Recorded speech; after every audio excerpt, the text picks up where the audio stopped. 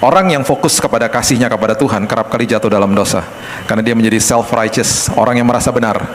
Tetapi orang yang fokus kepada kasih Tuhan sama hidupnya adalah orang yang dimerdekakan Tuhan.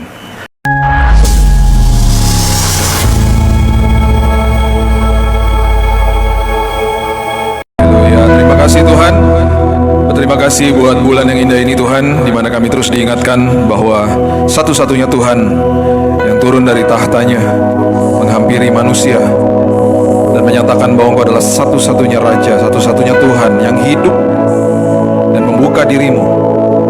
Itu hanya Engkau ya Yesus. Itu sebabnya hari ini Tuhan, di tengah-tengah festifnya Natal ini, perayaan demi perayaan, ajari kami supaya hati kami betul-betul Tuhan mengerti bahwa kami dinyatakan sebagai pengikut Kristus. Bukan sekedar orang yang agama Kristen, tapi pengikut Kristus. Itu sebabnya Tuhan, kami disebut orang Kristen, orang yang mengerti isi hati Tuhan, orang yang mengerti isi hati Yesus. Nyatakan kuasa-Mu, nyatakan firman-Mu dalam setiap hati kami, karena firman telah menjadi manusia. Terima kasih Yesus. Di dalam nama Tuhan Yesus kami sambut firman kebenaran. Kita sama-sama katakan amin. Amin, amin, amin. Silakan duduk. Shalom. Haleluya. Wow, di sini ada 1 PM, di Jakarta ada 2 PM. Saya nggak pernah dengar 3 PM. Luar biasa ya. Oke, di festival Natal ini di bulan-bulan Desember ya, kita ini di mana-mana lah di seluruh dunia itu festifnya luar biasa. Dan bahkan banyak orang yang ya tidak ngerti isi hati Tuhan juga merayakan, tidak mengerti isi hati Yesus pun merayakan Natal. Karena Natal menjadi sebuah momen yang akhirnya menjadi sekuler, dan perayaan Natal itu dirayakan di semua belahan bumi. Dan yang perlu kita pahami adalah kita ini punya status di negara kita ini sebagai agama Kristen gitu ya. Dan orang yang agama Kristen itu banyak, tapi orang Kristen itu sedikit. Orang Kristen berarti pengikut Kristus. Dan orang Kristen itu adalah sebenarnya kata cibiran atau ejekan yang diberikan kepada pengikut Kristus suatu saat itu di Antioquia. Mereka dipikir mereka dari sekte Nazaret dan mereka diejek. Itu sebenarnya kata-kata cibiran awal-awalnya. Dan kemudian pastinya mereka membuktikan diri mereka, murid-muridnya khususnya, mereka menggegerkan dunia dengan Injil. Kalau kita lihat rekam jejaknya mereka itu adalah murid-murid yang kabur waktu Yesus ditangkap. Dan hanya satu yang berani berdiri di depan kayu salib, itu hanya Yohanes. Kenapa Yohanes? Karena kalau kita lihat kitab Yohanes, dia satu-satunya murid yang belajar menerima yang terbaik dari Yesus. Makanya bukunya Yohanes tidak synoptic gospel, tidak Injil yang serupa seperti Matius, Markus, dan Lukas. Bahkan dia memulai Injilnya itu dengan sesuatu yang sangat dahsyat, sesuatu yang sangat dalam. Dia katakan pada mulanya adalah firman. Dia memulai kitabnya dengan sesuatu yang terjadi sebelum Kejadian 1 ayat 1. Dan bahkan kalau kita mau mempelajari tentang kasih, itu kita bisa baca buku-buku yang ditulis sama Yohanes. Yohanes mempertaruhkan nyawanya, dia berdiri di depan kayu salib. Dan dia dititipkan ibunya Yesus sebelum Yesus mati di kayu salib, sehingga penulisan bukunya luar biasa. Bahkan dia menulis tentang teman-temannya. Contoh misalnya dia lagi tulis tentang 5 roti dan 2 ikan, dia sebut nama teman-temannya, karena dia ada di situ. Dia detail kalau tulis tentang teman-temannya. Dan jangan kaget kalau baca buku Yohanes ada ditulis murid yang dikasihinya. Ternyata dia lagi bicara soal dirinya sendiri. Kalau kita nggak paham, kita akan lihat atau kita baca buku itu seolah-olah kayaknya kok Yohanes narsis sih gitu. Dia bukan narsis, dia adalah orang atau murid yang fokus kepada kasih Tuhan kepada dirinya. Bukan seperti Petrus yang fokus kepada kasihnya kepada Tuhan. Orang yang fokus kepada kasihnya kepada Tuhan kerap kali jatuh dalam dosa, karena dia menjadi self-righteous, orang yang merasa benar. Tetapi orang yang fokus kepada kasih Tuhan sama hidupnya adalah orang yang dimerdekakan Tuhan. Bahkan di Yohanes pasal yang ke-13, dia bersender di dadanya Yesus. Dan dia satu-satunya murid yang tahu siapa yang nanti akan menjual Yesus, karena dia dibisikin sama Yesus sendiri. Dia murid yang dahsyat, dia murid yang luar biasa. Yang lainnya kabur. Satu menjual Yesus, satunya menyangkal Yesus. Kalau ada ring satunya pasti orang-orang mengatakan, ya gagal ya, timnya kok sayangnya nggak ada tim cadangan. Yesus tenang aja. Dia tahu bahwa semua prinsip kerajaan sorga yang sudah dibeberkan dalam hidup mereka satu hari nanti akan menjadi sebuah kuasa yang luar biasa ketika ada kuasa kebangkitan dan bahkan ketika Roh Kudus diberikan atau dicurahkan atas hidup mereka. Mereka menggegerkan dunia dengan Injil. Dan kalau kita baca kisah para rasul yang ditulis oleh Lukas, kalau saya katakan kisah rasul itu adalah Lukas volume 2. Lukas itu seorang dokter, bukan orang Yahudi. Dia menulis kepada Theophilus, bosnya dia, majikannya. Waktu saat itu dokter itu seringkali jadi budak. Dan dia kasih tahu di pertanggungjawaban bahwa saya tulis ini dengan detail. Dia pelajari, dia tanya sama narasumbernya. Dan kemudian dia mulai tulis tentang pengikut-pengikut Kristus yang kemudian mati secara mengerikan di kisah Rasul. Contohnya seperti Stefanus, mati dirajam dengan batu. Setelah itu kita belajar tentang Yakobus yang dipenggal kepalanya sama Herodes Agrippa, cucu daripada Herodes the Agung. Dan setelah itu kita baca lagi tentang Petrus yang dibebaskan dari penjara. Secara mujizat luar biasa terjadi sama hidupnya dia, sehingga jemaat yang berdoa bagi dia ketika pintunya diketok dan dia hadir di situ semua pada kaget. Wow, kita lagi doain kamu kok bisa bebas dari penjara. Jadi maksudnya adalah ada murid yang tidak mendapatkan mujizat, mereka mati martir. Ada murid yang dapat mujizat. Mereka nggak banding-bandingkan diri lagi seperti dulu. Mereka paham bahwa mujizat terjadi untuk kepentingan kerajaan sorga, bukan kepentingan saya. Mereka nggak banding-bandingin diri sama orang lain. Mereka nggak pernah katakan, kok mereka lebih diberkati sih daripada saya. Seolah-olah tuh kata berkat adalah kalau hidupnya nyaman-nyaman aja kelihatannya, itu berarti diberkati. Nggak juga. Justru kata berkat yang sebenarnya adalah ketika kita melewati masalah dan kita yang diubahkan Tuhan. Itu artinya kita diberkati Tuhan. Itu sebabnya hari ini, masuk ke dalam musim Natal yang luar biasa ini, salah satu peristiwa yang ditulis sama salah satu murid Yesus selain Yohanes, itu adalah murid yang namanya Matius. Dia seorang pemungut cukai. Dan satu hari Yesus bilang, saya mau makan di rumah kamu. Dia undang teman-temannya. Pemungut cukai itu dibenci saat itu. Mereka adalah orang-orang Yahudi yang kerja buat pemerintahan Roma, pungut-pungut cukai atau pungut pajak. Bisa bayangin teman kita yang kita kenal baik tiba-tiba datang ke rumah mungut pajak kita dan kerja buat orang yang menjajah negeri kita misalnya. Jadi dia dibenci. Yesus mengatakan begini di Matius 9, follow me, ikut aku. Dan apa yang dia lakukan ketika dia menulis bukunya, buku Matius, dia mulai Matius pertama dengan sebuah silsilah tentang Yesus. Seringkali kita nggak baca silsilah ini karena it's just a bunch of names, banyak nama-nama di situ, kita juga bingung bacanya. Tapi Matius tulis dengan sangat teliti. Bahkan ada beberapa nama yang tadinya mungkin dia nggak akan tulis, tapi dia bilang, masukin ah. Salah satu nama itu adalah Tamar. Kalau kita baca di Matius pasal yang pertama, dan dia masukin nama itu, dan ternyata Tamar itu adalah seorang wanita yang dihamili sama mertuanya, namanya Yehuda. Dia masukin orang-orang yang nama-nama itu kalau ditelusuri penuh dengan dosa, penuh dengan kekurangan, penuh dengan hal-hal yang tidak baik, bahkan dia tulis di situ. Karena dia ngalamin sendiri kasih karunia terjadi buat hidupnya dia. Dia masukin nama Tamar, dia masukin nama Ruth yang bukan orang Yahudi, dia wanita dari Moab. Dia masukin lagi nama-nama seperti Rahab, seorang prostitusi dari Yeriko. Dia masukin juga nama Daud yang mengambil istri orang yang anaknya lahir dari sebuah perselingkuhan. Dan itu dimasukin sama dia dengan sebuah pernyataan bahwa hari ini dia mau lagi kasih tahu sama kita, sebelum kelahiran Kristus, dia mau kasih tahu bahwa dia datang untuk orang berdosa. Yesus datang untuk kita, we all sinners, kita ini orang berdosa semuanya. Kita nggak sanggup melakukan apapun dalam hidup ini kecuali tanpa Tuhan. Itu sebabnya semua agama yang ada di muka bumi ini, semua agama, termasuk agama Kristen, melakukan upaya-upaya, karena agama di dalam ranah agama itu adalah upaya manusia datang kepada Tuhan.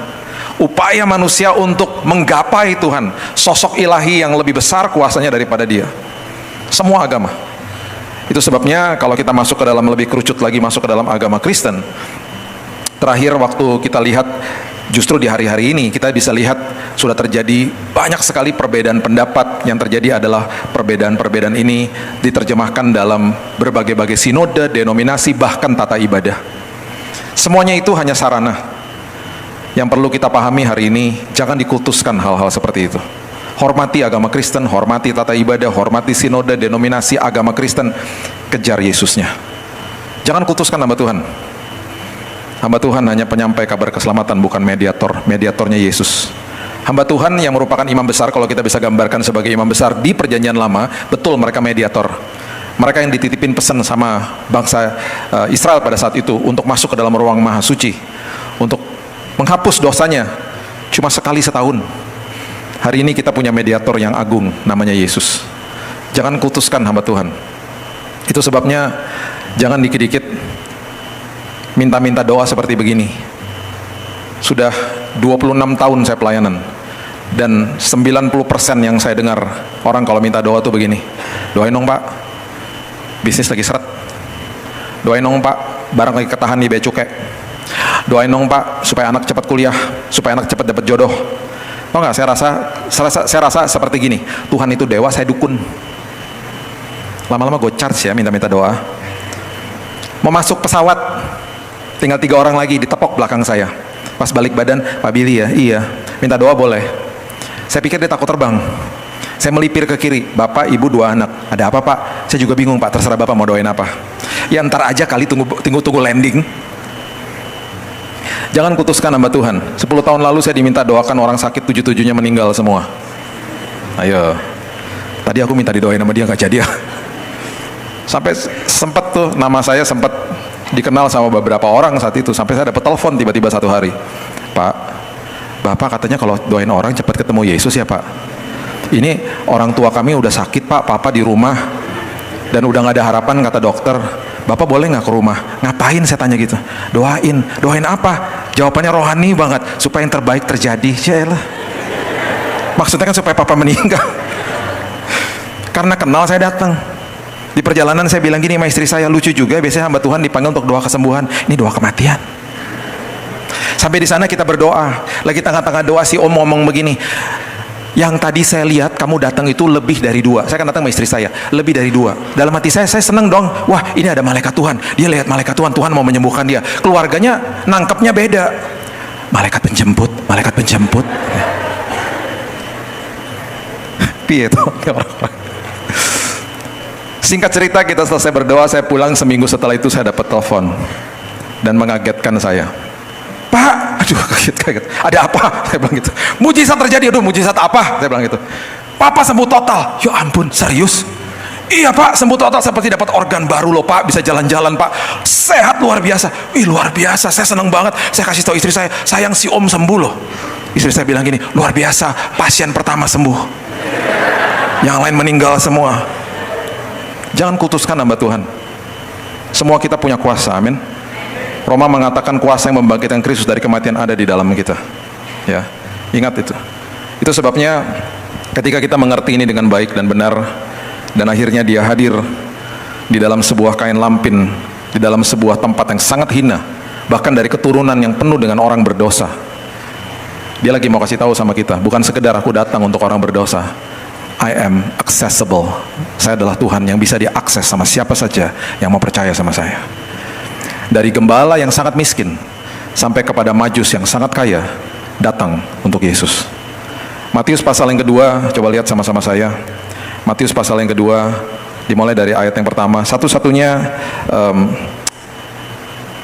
kitab yang menuliskan tentang orang Majus itu ada di sini. Dikatakan Matius pasal yang kedua ayat 1, sesudah Yesus dilahirkan di Bethlehem di tanah Yudea pada zaman Herodes, datanglah orang-orang Majus dari timur ke Yerusalem. Pada awalnya, perhatikan ini baik-baik, mereka tidak tahu bahwa mereka harus pergi ke Bethlehem. Perhatikan ini baik-baik, karena kalau kita bacanya cepat-cepat, dan juga perhatikan para ketua-ketua drama, perhatikan ini baik-baik, karena banyak kesalahan yang dilakukan di gereja demi gereja, tahun demi tahun. Oke, orang Majus nggak pernah disebutnya 3. Orang Majus kadonya 3, orang Majusnya nggak pernah disebut 3. Kalau kita telusuri sampai ke timur, nggak mungkin di sebelahnya Yerusalem. Itu terlalu biadab bangsa di situ. Kalau di zaman itu kita telusuri sampai ke timur, mungkin kemungkinan besar ada di daerah Persia. Itu yang paling dekat. Itu adalah kerajaan yang cukup kaya pada saat itu. Itu jaraknya 2000 kilo, Bapak Ibu teman-teman, 2000 kilo. 2000 kilo itu menempuh jarak itu pada saat itu bisa 2 bulan. Bisa 2 bulan. Sekarang kita kalau mau pergi kemana-mana gampang. Di Jakarta sekarang orang-orang Jakarta udah sekarang bisa kuliner di Bandung pulang pergi karena ada Wush. Siapa yang udah naik Wush? Belum ada. Saya doakan Wush akan lewat Semarang, amin. Karena itu katanya mau lewat Semarang juga, mau dibuat. Yang satu lewat Kertajati, Jogja, lewat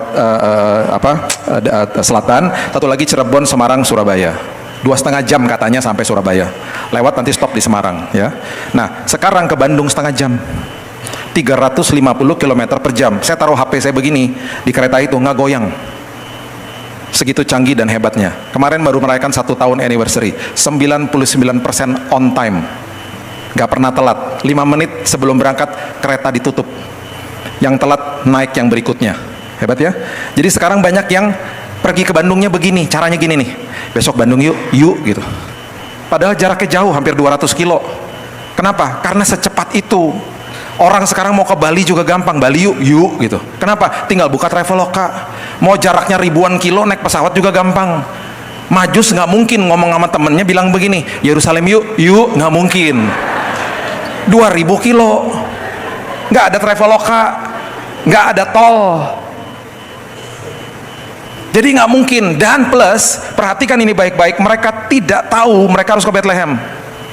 Baca baik-baik, mereka nggak tahu, mereka cuma taunya arah Yerusalem aja. Dan mereka nanti referensinya adalah kerajaan Herodes, mereka tanya aja di sana. Nah berarti ada kemungkinan besar ketika dia ketemu sama temennya, udah pasti dia akan dapat mimpi, dapat penglihatan. Bintang itu mungkin sebuah penglihatan, sebuah mimpi, dikonfirmasi berkali-kali sama Roh Tuhan, dan dia begitu convince. Dan itu ingat ya, catat ini baik-baik, satu raja saat itu atau Majus yang mau bepergian itu rombongannya harus 40. Karena harus ada yang ngurusin hewannya, makanan buat hewannya, makanan buat si rajanya, tendanya, logistiknya, dan kadonya mereka yang mereka berikan buat Yesus itu dalam bahasa Inggrisnya sacks of gold. Kantong itu karung. Oke, sekarang untuk pembahasan kita deh, ya. Oke lah, kita sebut Majusnya 3. Kalau satu Majus didampingi sama 40 orang, berarti kalau 3 Majus harus ada berapa orang di atas panggung sini? 120. Karena mereka harus ngurusin logistiknya. Saya kasih tahu ini sama sebuah gereja berapa tahun yang lalu, pagelaran Majus dibatalkan. Karena mereka bilang begini, Pak, ngejahit bajunya Majus 3 aja mahal, Pak. 120 tekor kas gereja. Nggak jadi pagelaran Majus. Majus waktu mau ngomong sama temennya itu karena jaraknya begitu jauh, penempuhannya juga begitu jauh, dia kan pasti waktu ada kunjungan ke sebuah kerajaan tetangga dekatnya dia, temannya dia misalnya, dia kan pasti ngomongnya juga pelan-pelan karena kan kedengarannya kan konyol. Mereka datang kepada seorang raja yang masih jadi bayi loh,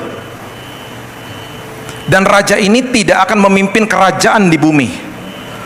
Itu kan berarti pewahyuan yang luar biasa dia dapatnya. Jadi waktu dia ada kunjungan ke sebuah tempat ke temannya, ada kemungkinan besar dia ngomong gini sama temannya, bro, boleh gak gue ngomong sama lo 4 mata aja, jangan ada bini lo di sini. Terus dia ngomong nih 4 mata, bro, jangan diketawain ya, gue nih mimpi berkali-kali, dikonfirmasi sama bintang juga gitu ya. Gue kenapa ya, pengen banget ke arah Yerusalem, 2000 kilo bro, penempuhannya bisa 2 bulan, persiapannya sebulan. Karena gue ngerasa di sini kayaknya gue harus ketemu sama seorang raja, tapi dia baru lahir. Nah gue nggak tahu tuh tempatnya di mana. Pokoknya referensinya Yerusalem aja. Lu jangan ketawain gue ya. Tahu nggak temennya ngomong apa? Serius loh, gue juga dapat mimpi yang sama. Gue nggak berani ngomong sama siapa-siapa.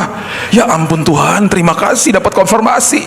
Jadi pasti begitu pas ngomong, sampai mereka setuju berangkat.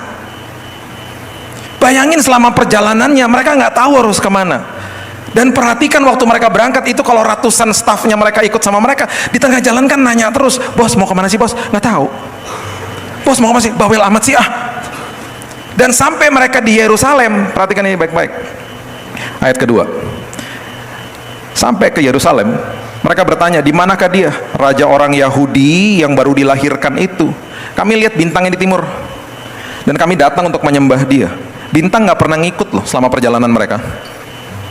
Udah orang Majusnya cuma 3, bawa persembahannya kecil begini, jalan-jalan begini, lihat bintang nggak ada, bintangnya ketemu lagi nanti di sana di Yerusalem. Mereka sampai ke situ, sampai di tempatnya Herodes. Dia tanya sama Herodes. Ketika Raja Herodes ayat 3 mendengar hal itu, terkejutlah ia. Bukan sekedar ia aja, seluruh Yerusalem. Kenapa? Karena diumumkan. Karena kan konotasinya adalah ketika kamu bilang ada raja yang baru lahir, ada kemungkinan kan berarti my lineage adalah keluarga saya. Nggak ada. Dia tanya sama semua Yerusalem, nggak ada juga. Roh Tuhan yang memberikan hikmat kepada Herodes, sehingga akhirnya dia panggil ahli-ahli Taurat. Dia bilang begini, maka dikumpulkannya semua imam kepala dan ahli Taurat bangsa Yahudi ayat 4. Lalu diminta keterangan dari mereka di manakah Mesias akan dilahirkan. Jadi dikumpulin ahli Taurat, dibilang begini, coba cari ya, kamu buka tuh gulungan-gulungan kitab Taurat. Ada nggak nubuatan-nubuatan yang mengacu kepada hari ini, yang menyatakan bahwa ada seorang bayi yang cikal bakal jadi raja yang akan lahir di daerah sini? Bapak Ibu, teman-teman bisa bayangin nggak? Itu 120 rombongan ya, lagi nunggu di istana Herodes, nunggu jawaban. Itu kalau jawabannya no, nggak ada, sama ahli Taurat itu udah the last resort. Itu udah pengharapan terakhir. Kalau mereka keluar dari ruangan dan mereka bilang nggak ada, dari Taurat ini nggak ada data-datanya atau nubuatannya, pulang tuh 120. Jadi waktu saat itu mungkin mereka dikasih singkong sama teh, mereka nggak bisa makan. Aduh capek-capek ini makan dulu, aduh nggak bisa deh, stres nungguin kayak beginian, anxiety langsung mereka. Dan ahli Taurat mulai buka kitab demi kitab, kitab demi kitab, dan mereka ketemu kitab Mika, dan itu ada di Alkitab kita. Itu yang mereka kutip, Mika pasal yang kelima ayat yang kedua. Mereka katakan di ayat yang kelima, dan mereka pasti keluar dan mereka pasti teriak, bos, ada bos, ketemu bos, ternyata di Bethlehem, di tanah Yudea, karena demikian ada tertulis dalam kitab Nabi. Nabi siapa? Nabi Mika. Dan engkau Bethlehem tanah Yehuda, engkau sekali-sekali bukanlah yang terkecil di antara mereka yang memerintah Yehuda, karena daripadamu akan bangkit seorang pemimpin akan menggembalakan umatku Israel. Ditulis di Mika pasal yang kelima ayat yang kedua. Bisa bayangkan 120 majus dan para stafnya pada jingkrak di situ. Jarak antara Yerusalem ke Bethlehem itu hanya 9 kilo. Kalau Bapak Ibu pernah ke sana, itu jaraknya sangat dekat. Dan mereka segera pergi ke sana. Dan itu gemerincingan karena mereka tuh kayanya luar biasa. Dan perhatikan ini baik-baik. Ayat yang ke-9 mengatakan begini. Setelah mendengar kata-kata raja itu, berangkatlah mereka. Lihatlah bintang yang mereka lihat di timur mendahului mereka hingga tiba dan berhenti di atas tempat di mana anak itu berada. Ketika mereka melihat bintang itu, sangat bersukacitalah mereka. Itu pimpinan Tuhan. Setiap kali ada pimpinan Tuhan, ada sukacita di dalam hati manusia. Dan itu yang Tuhan lakukan dalam setiap kehidupan kita hari ini. Karena Tuhan itu sangat indah.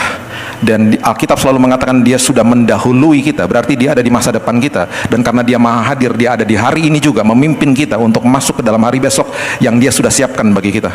Dia maha hadir, dia maha kuasa, dia maha tahu. Itu Tuhan kita yang kita ikuti. Maka masuklah mereka ayat 11 ke dalam rumah, dan melihat anak itu bersama Maria ibunya, lalu sujud menyembah dia. Mereka membuka tempat harta bendanya, sacks of gold, mempersembahkan persembahan emas, kemenyan dan mur. Perhatikan ketua-ketua drama. Orang Majus nggak pernah ke palungan. Orang Majus ke rumah, udah bukan bayi lagi, udah anak. Yusufnya nggak disebut, mungkin dia lagi kerja Gojek, kita nggak tahu. Jadi ya saya sedih gitu ya, lihat orang Majus datangnya cuman 3, bawa kadonya cuman kecil begini, datangnya ke palungan, ketemu sama gembala. Terus hai-haian lah mereka sama gembala, hai guys. Mereka nggak ketemu sama gembala, mereka ke rumah. Yesusnya udah jadi anak. Catat ini baik-baik, bertobatlah ketua drama. Baca Alkitabmu baik-baik. Makanya itu yang terjadi, dan Tuhan suka mempertemukan mereka atau kita hari ini dengan orang yang tepat dan dengan kesempatan yang tepat untuk membawa kita selalu kepada tujuan Tuhan. Karena waktu dia lahir di situ, dia menjadi accessible untuk yang kaya dan untuk yang miskin. Makanya kalau ada pintu tertutup, ada penundaan, tenang aja. Tuhan tahu yang terbaik. Bahkan Tuhan mungkin tahu mungkin ada celaka atau ada bahaya di balik itu. Satu hari saya harus khotbah di daerah Pacific Place di Jakarta. Saya tinggal di daerah pusat. Kalau nggak tahu Jakarta, ini nggak ada artinya pasti, tapi paling tidak saya mau kasih tahu bahwa jarak dari rumah saya ke Pacific Place, Mall Pacific Place itu ada ibadah di hari Selasa, jam kerja, jam 7 malam, jam orang pulang kerja maksud saya. Itu jarak dari rumah saya ke sana itu pasti 1 jam. Jaraknya nggak begitu jauh sebenarnya, tapi karena rush hour itu pasti 1 jam. Jadi saya udah siap-siap ibadah jam 7 di hari Selasa, saya udah siap-siap jam 6 sore, saya udah siap, saya keluar dari kamar, saya mulai cari di meja saya yang biasanya kunci mobil ada di situ. Di rumah saya kalau kunci mobil nggak ada di meja itu, selalu ada di tas istri, karena istri saya pelupa, suka ya gitu deh. Mumpung dia nggak ada ya, kita ngomongin istri saya ya. Waktu saya lihat itu nggak di situ, biasanya kalau nggak ada di situ, itu ada di tas dia selalu ada di kamar. Masalahnya kuncinya nggak ada, tasnya juga pasti nggak ada karena istrinya nggak ada di rumah.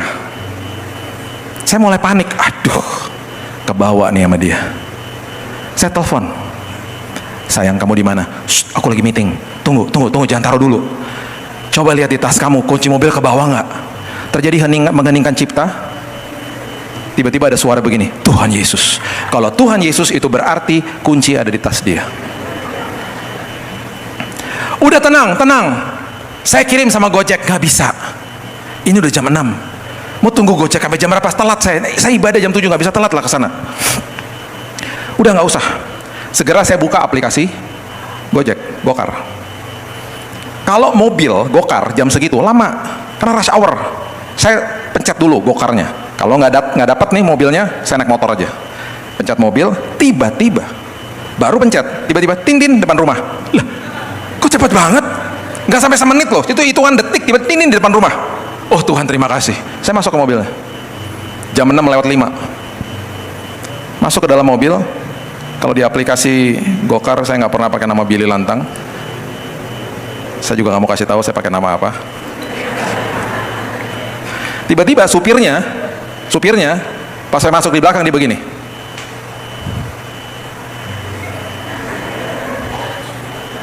Ini Pak Billy ya?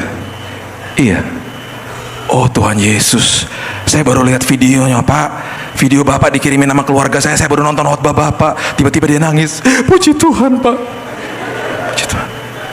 Puji Tuhan Pak, saya lagi banyak masalah Pak. Tuhan kirim Bapak ke mobil saya. Pak, saya dirudung banyak masalah Pak.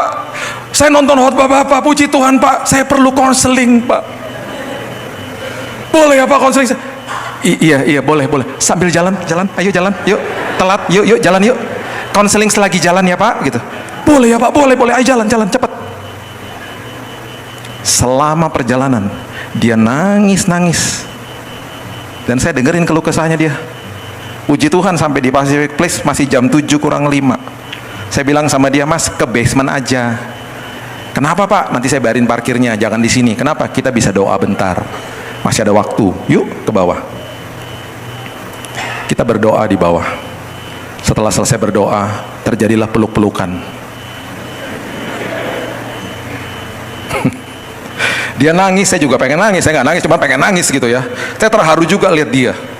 Ada suara Tuhan ngomong gini, kalau pintu-pintu ditutup, kalau ada penundaan-penundaan, aku selalu mempertemukan orang-orang atau anak-anakku dengan orang yang tepat.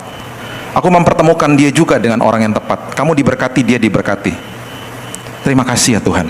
Alkitab mengatakan kalau engkau memberikan sesuatu dan orang itu nggak bisa balas, hatimu dibuat berbahagia. Saya bahagia banget hari itu. Waktu pulang saya kasih tahu istri saya, puji Tuhan juga sih ya tadi ya, bisa naik mobil itu ya. Bisa ketemu sama orang itu, bisa doain dia. Makanya kalau kunci di bawah jangan komplain. Ya nggak gitu juga kali. Bukan jadi alasan. Cuman ngerti ya maksud saya ya. Tuhan itu indah. Tuhan itu mempertemukan kita dengan orang yang tepat, dan Tuhan selalu membawa kita kepada kesempatan yang tepat. Tuhan bisa pertemukan Majus dengan Herodes dan dengan ahli Taurat dan membawa mereka ke tempat itu. Saya kalau lihat baca cerita itu, pasti mereka bersuka cita waktu mereka pulang. Ya, rejoice forevermore. Itu adalah tema daripada Natal di tahun ini. Pesan saya adalah, ingat, dia datang untuk setiap kita. Setiap kita. Mungkin di sini ada yang datang belum terima Yesus sebagai juru selamat. Dia datang untuk dirimu. Satu-satunya Tuhan yang datang ke dalam hidupmu, dan dia cuma mengeluarkan sebuah kalimat, ikut aku. That's it. Dia nggak pernah bilang ikut aku dengan embel-embel agama Kristen, nggak ada. Ikut aku. Ya, ikut aku berarti saya adalah pengikut Kristus. Jangan terjebak di dalam semua yang namanya ritual-ritual agamawi. Itu yang saya katakan, hormati. Itu sebabnya ketika orang terjebak di dalam hal-hal seperti begitu, mereka nggak pernah ngalamin yang namanya penyertaan Tuhan, nggak pernah ngalamin hubungan yang Kristus bawa dalam hidupnya. Makanya terjadi kalimat-kalimat seperti begini, pelayanan dong supaya kamu diberkati. Saya paling sedih kalau ada orang ngomong begitu. Harusnya apa? Saya mau melayani Tuhan karena terlebih dahulu saya sudah diberkati sama Tuhan. Karena terlebih dahulu Dia telah mati bagi keselamatan saya. Itu sebabnya saya mau melayani Dia. Jadi kalau ada orang ngomong, pelayanan dong biar kamu diberkati, doain tuh orang, bertobatlah engkau, oke? Hari ini kita hidup taat bukan untuk dilayakan, kita hidup taat karena kita sudah dilayakan di kayu salib. Karena Dia katakan selesai di sana. Karya Dia begitu besar. Jangan sampai terjebak di dalam ritual-ritual. Ritual itu penting, nggak masalah. Tetapi hormati ritual-ritual. Saya udah masuk ke ribuan gereja 26 tahun. Ada yang seperti begini, ada yang mic-nya nancep di sini. Saya ngomongnya harus begini. Saya buat pernyataan lucu, nggak ada yang ketawa. Habis selesai ibadah semuanya bilang gini, Pak, tadi kita ketawa dalam hati loh Pak, cuman kan di sini nggak boleh berisik gitu. Banyak banget. Ada yang berlutut sebelum ada penyampaian firman, berlutut semuanya di bawah. Macam-macam tata ibadah. Ada juga yang salah-salah ngomongnya, karena tata ibadah kan dikemas sama manusia juga. Ada seorang gembala sidang bilang ini, Tuhan terima kasih udah kirim Pak Billy jauh-jauh ke sini, Tuhan berkati istri-istri dan anaknya. Terus dia diem. Maaf Tuhan, maksud saya istri dan anak-anaknya. Saya bilang sama dia, emangnya gue Salomo istrinya banyak? Ada lagi WL, aduh kasihan, ini paling kasihan WL ini. Tuhan, hari ini kami gak mau malu-malu Tuhan, datang ke hadirat-Mu nih, di awal-awal doa kan. Itu sebabnya Tuhan, angkat kemaluan kami Tuhan hari ini Tuhan. Piye Thomas, mas, aduh. Maksudnya baik, ngomongnya salah. Jemaat nahan ketawa, semua nggak langsung ketawa, nahan ketawa. Tiba-tiba di belakang teriak, jangan Tuhan, aku belum nikah Tuhan. Wah, udah bubar langsung semuanya. Kasihan dia nggak bisa pimpin dengan benar akhirnya karena ngomongnya salah. Jadi saya lihat ini udah banyak di mana blunder lah dan lain sebagainya. Tapi kita harus mengucap syukur kita punya Tuhan yang turun dari tahtanya, membuka dirinya, menghampiri kita dan cuman bilang begini, follow me, ikut aku. Aku datang bawa hubungan, aku datang bawa diriku. Kita nggak bisa kenal orang kalau orang itu nggak buka diri loh. Kita bisa kenal dia karena dia buka dirinya. Murid-muridnya menulis ini semuanya. Ini semua ditinggalkan buat kita untuk kita ngerti. Jadi hari ini jangan sekedar baca firman, biarkan firman baca dirimu. Hari ini kita lihat pohon Natal. Ya, itu pohon Natal. Pohon Natal itu simbol daripada perayaan Natal toh.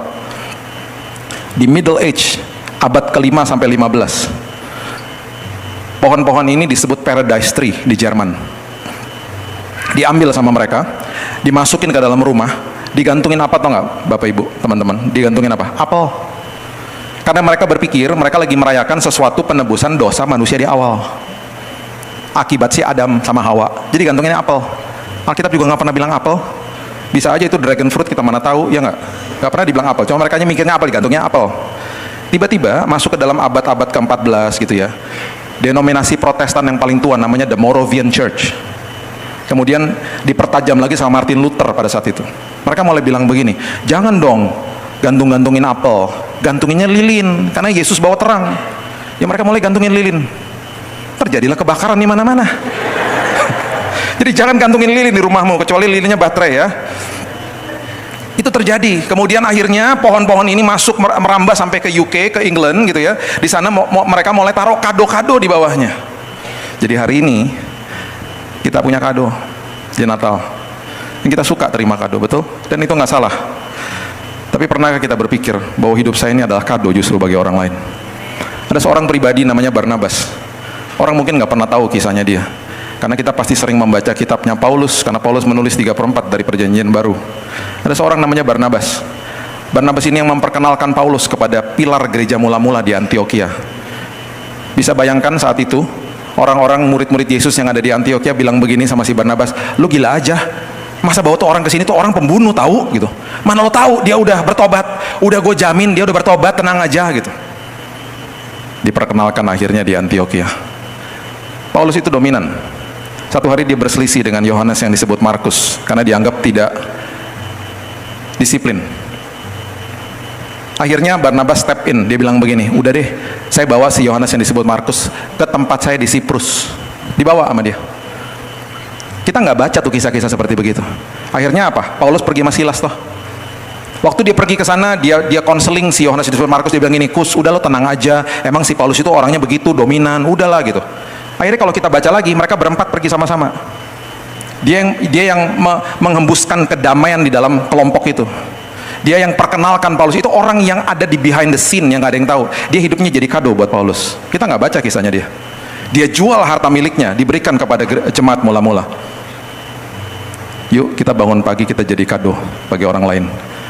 Suami istri hari ini, orang tua, anak, bangun pagi bilang gini, saya mau jadi orang yang tepat bagi istri saya mau jadi orang yang tepat bagi suami saya mau jadi orang yang tepat bagi anak saya nggak mau menuntut mereka lagi. Pernahkah itu terbesit dalam pikiran kita? Saya mau jadi kado bagi orang lain. Selama saya hidup di muka bumi ini, berarti masih ada orang yang butuh saya. Dan ingat, sebagai pesan Natal ini, bukan sekedar hanya kita itu saja, Yesus ditolak.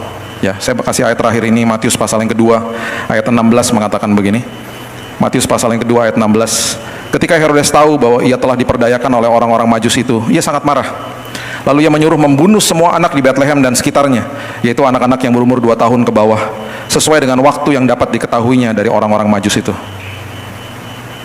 Yesus ditolak. Hari ini kita udah lihat sendiri, dari murid-murid di awal, semuanya mati martir, kecuali Yohanes. Opa oma saya tahun 1930 datang dari negara namanya India. Mereka datang, mereka menetap di Pasuruan. Mereka datang sebagai ekspatriat, kerja di pabrik rokok, sebagai akuntan di sana. Mereka Kristen, mereka datang sudah orang Kristen. Dan setelah berjalannya waktu, mereka keluar dari tempat itu, mereka resign. Mereka pergi ke Batu Malang, mereka mendirikan gereja yang sampai hari ini namanya GPDI Elohim. Kalau Bapak Ibu masuk ke Batu Malang, di jalan utama di Ponorogo, lihat sebelah kiri ada gereja GPDI. Itu sekarang yang mengembalai adalah sepupu saya, udah generasi saya. Itu dirintis sama opa-oma saya, yang saya tidak pernah ketemu. Bagi saya mereka adalah pahlawan iman. Mama saya orang India asli, lahir di Batu Malang. Orang India ngomongnya Jawa, sama Belanda. Papa saya datang dari Manado. Dua-duanya ketemu di Jakarta tahun 60. Nyanyi di paduan suara di sebuah gereja. Jatuh cinta, yang satunya putih, satunya gelap kulitnya. Lahirlah saya dan adik-adik saya. Jadi saya ini campuran ya. Istri saya orang Chinese, anak saya gado-gado banget gitu ya. Anak saya yang kedua, Keaton, itu mukanya nggak sama seperti saya. Kadang-kadang waktu masih kecil saya bilang, Tuhan, saya jalan sama dia kayak dipikir saya nyulik anak, Tuhan. Mukanya boboho kayak mamanya. Itu genealogy, silsilah keluarga saya. Dan saya nggak pernah lupa mama saya ngomong gini, kamu tahu nggak kenapa opa oma kamu itu agama Kristen?